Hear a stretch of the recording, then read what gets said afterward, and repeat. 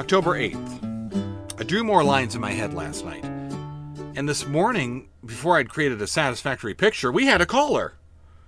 I barked twice when the door chime sounded because, well, that's expected of me. The master went to the door and I followed.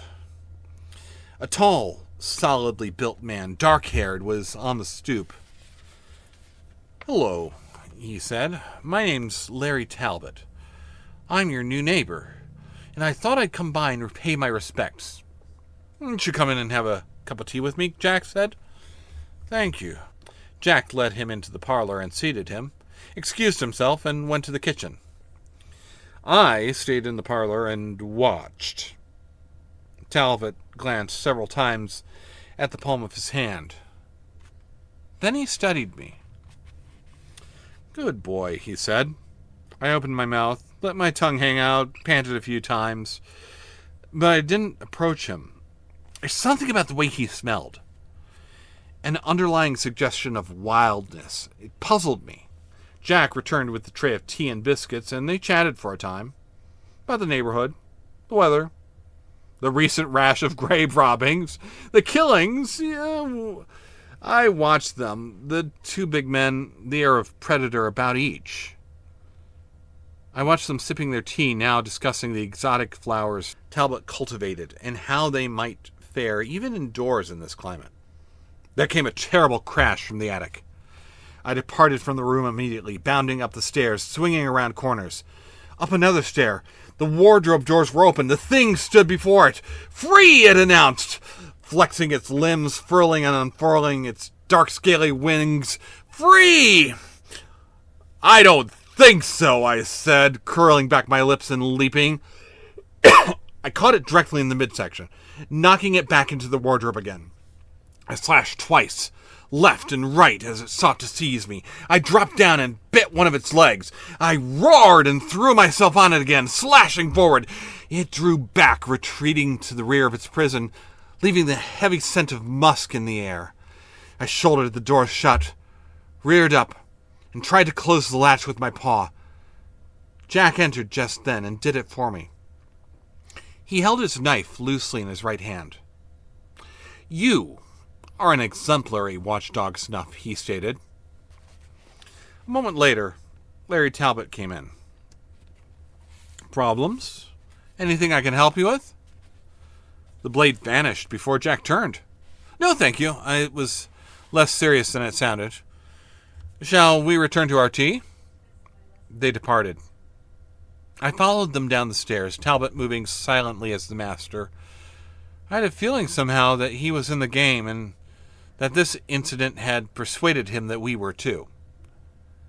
As he was leaving, he said, "I see some busy days ahead before this month is out. If you ever need help of any sort, you can count on me." Jack studied him for several long moments, then replied, without even knowing my persuasion, "I think I know it," Talbot answered. "How?" "That's a good dog you've got there," Talbot said. "Knows how to close the door." Then he was gone. I followed him home, of course, to see whether he really lived where he said he did. When I saw he did, I had even more lines to draw. Interesting ones now. He never turned. He never looked back. And yet I know he knew I was behind him. All the way. Later, I lay in the yard drawing my lines. It'd become a much more complicated enterprise. Footsteps approached along the road and halted. "Good dog," creaked an ancient voice. It was the druid. There followed a plop on the ground nearby.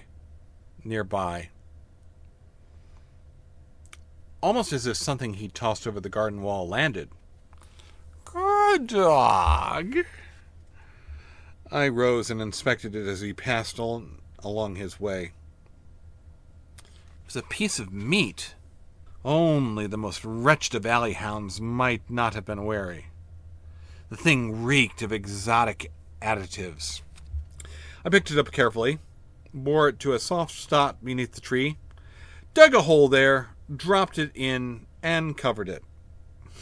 "Bravo," came a sibilant voice from above. "Didn't think you'd fall for that one." I glanced up. Quicklime was coiled around a branch overhead. "How long have you been there?" I asked. "Since your first visitor came by, the big one. I've been watching him. Is he in the game?" "I don't know. I think he might be, but he's hard to tell. He's a strange one. Doesn't seem to have a companion." "Maybe he's his own best friend. Speaking of which..." "Yes?" "The crazy witch's companion may be running out of steam about now." "What do you mean?" "Ding dong dell." "I don't follow you." "Literally. Pussy's in the well." "Who threw her in?" "McCab. Full of sin." "Where is it?" "By the outhouse. Back of Crazy Jill's place. Keeps it from going dry, I guess." "I played before," he hissed. "I know it's too early in the game to be eliminating players. One should wait until after the death of the moon."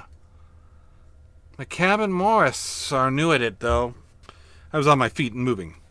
"Pussyfoot, pussyfoot, wet, wet, wet," I heard him chanting as I ran off the hill.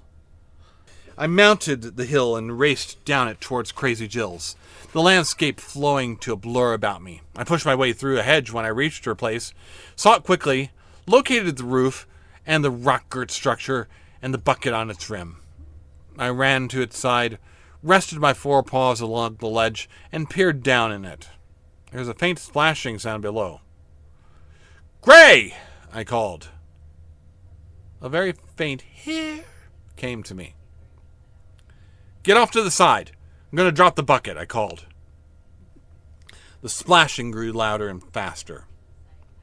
I pushed the bucket off to the ledge and listened to it wind down. I heard it splash. "Get in," I called. If you've ever tried turning a crank with your paws, you know this is rough work. It was long time before I raised the bucket high enough for Greymouth to remove herself to the ledge. She stood there, drenched and panting. "How did you know?" she asked me. Quicklime saw it happen, felt the timing was bad, and told me. She shook herself and began licking her fur. "Jill snatched a collection of Morris and McCab's herbs. Didn't go inside their place, though. They'd left them on the porch. Night when much spotted us. Anything new?" I told her about Bobo's visit last night and Talbot's this morning. I'll go with you, she said. "Later, when I'm rested and dry. We'll check the conscript." She shook herself, licked again. "In the meantime," she went on, "I need a warm place and some catnappery." "I'll see you later, then. I have to check some things around the house." "I'll come by." I left her there near the outhouse. As I was making my way through the hedge, she called out, "By the way, thanks." "De nada," I replied, and moved up the hill.